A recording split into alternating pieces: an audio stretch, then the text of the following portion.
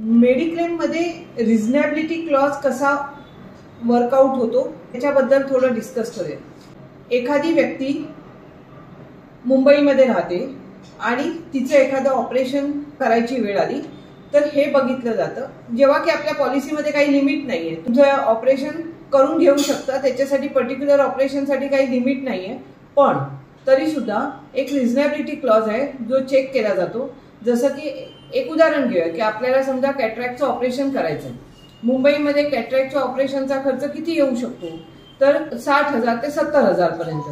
त्या केसमध्ये असं आहे की समजा पण तुमच्या ऑपरेशनचा खर्च समजा 1.5 लाख रुपये झाला तर डेफिनेटली 70,000च्या ऐवजी 80,000 झाला असता तर कंपनीने कन्सिडर केला असता, पण 1 लाख 1.5 लाखाच्या वर जेव्हा तो खर्च जातो तेव्हा डेफिनेटली रिझनेबिलिटी क्लॉज बघितला जातो की ज्या एरियामध्ये ज्या लोकेशनमध्ये हे ऑपरेशन झालं आहे तर दुसऱ्या एखाद्या व्यक्तीने सेम लोकेशनमध्ये जर ऑपरेशन केलं असतं तर त्याचा ॲव्हरेज कॉस्ट किती आली असती, त्याच्याप्रमाणे रिझनेबिलिटी क्लॉज वर्कआउट केला जातो। आणि मग आपल्याला असं बरेच वेळा वाटतं की अरे मी क्लेम टाकला होता, माझ्या पॉलिसीला काही कंडिशन नव्हती, मला कॉल सेंटरला कॉल केला तेव्हा सांगितलं होतं की तुम्ही वापरू शकता, असं काही लिमिट नाहीये तुमच्याकडे, आणि मग मला पैसे कमी मिळाले।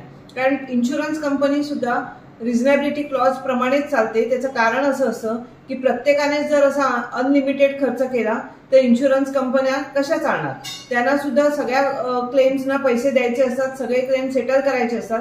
त्याच्यामुळे रिझनेबिलिटी क्लॉज हा खूप महत्वाचा क्लॉज आहे। धन्यवाद।